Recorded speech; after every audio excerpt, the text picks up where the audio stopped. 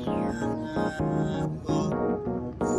the NHS hiring freeze and increasing competition, is physiotherapy still a safe career choice in 2025?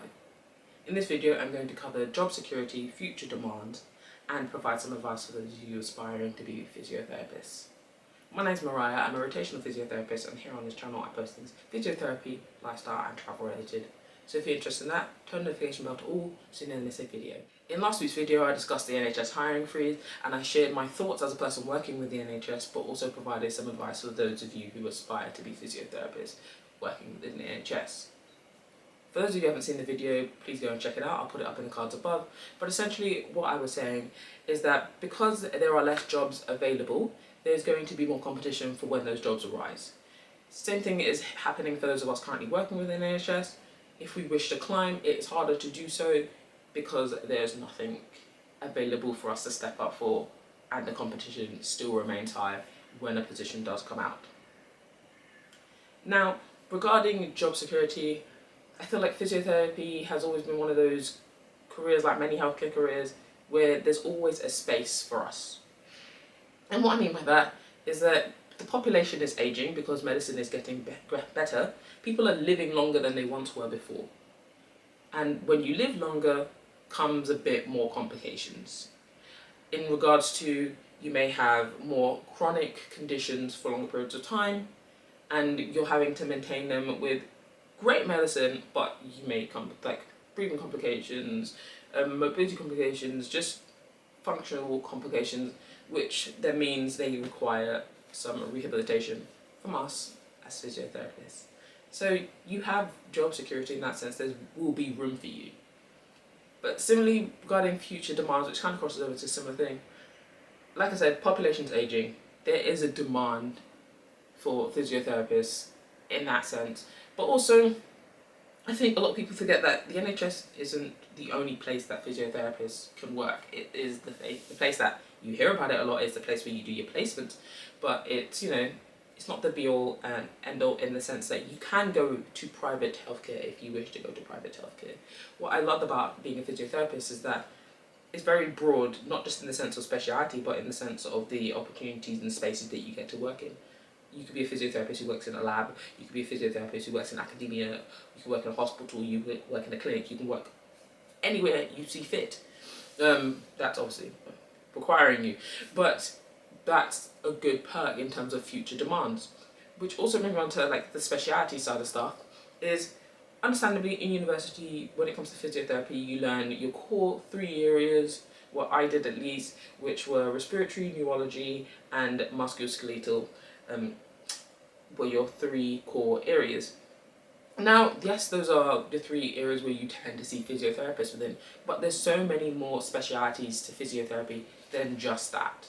Even within those 3 areas, people can niche down, whether it's niching down into specific conditions or specific populations, but also there are different sectors like pelvic health, for instance. You could niche down in pediatrics, you could be a community physiotherapist, you can niche down in regards to a full service. There's so many different areas, so the demand is there. You can't tell me all these areas are fully staffed. You know what I mean? And like, in regards to like advice that you guys, just like short and quick off the bat, is obviously you have your placement. If those of you who are already studying, when you have your placements, obviously like push for different experiences. And what I mean for that is, for instance, every single one of my student placements, I never did just what the placement title was. I had a placement which was called Older Person Assessment and Liaison. And within that rotation, I think I was there, placement, I was there for, I want to say 5 to 6 weeks. And in those 5 to 6 weeks, I spent time in the inpatient rehab unit, I spent time on the Falls Clinic, full service going out in the community, I spent time shadowing neuro OTs. These are just different things that if I didn't ask or share that I was interested in exploring different areas, that I wouldn't have that vast experience, which then helps me later with applications for jobs in terms of experiences to, you know, use different examples and stand out a bit more. But to like step back and really break things down even further, In terms of the short-term things, yes, I understand this NHS hiring freeze is stressful. It puts people in an awkward position. You don't know whether to proceed with your desire to be a physiotherapist. If you're already studying, I imagine it's probably a bit daunting to see what's happening. You don't know how quickly this thing will turn over and how quickly jobs will start to come out again. That's a bit hard, but in terms of the long-term outlook of things, when things do turn over, there will be a demand, there will be a need for physiotherapists. And if you think of it as well, like I was saying previously, it's not just that physiotherapists are needed in different sectors. Physiotherapists are also needed worldwide. Not many careers you could be I can just, you can't just immediately, fly out and be ooh, obviously you got to do testing, etc.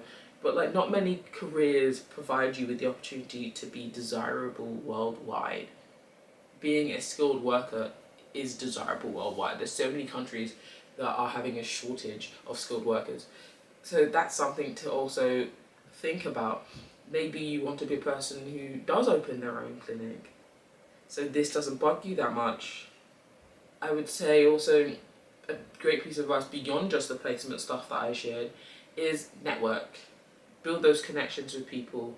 Even when you're on placement, I'm not just talking in your cohort or when you're doing your work experience, but even when you're in your placements, connect with the physiotherapists that you're working alongside, connect with the other therapists that you're working alongside. Maybe if a job appears, they may let you know, or maybe if the opportunity for some research appears, or doing things that for me, I say service development, but it's slightly different when you're not in the career, but even doing what I'm doing currently is it's a way for me to connect with you guys. Based on the content I've shared in this video, I would say yes, physiotherapy is still a safe career choice in 2025.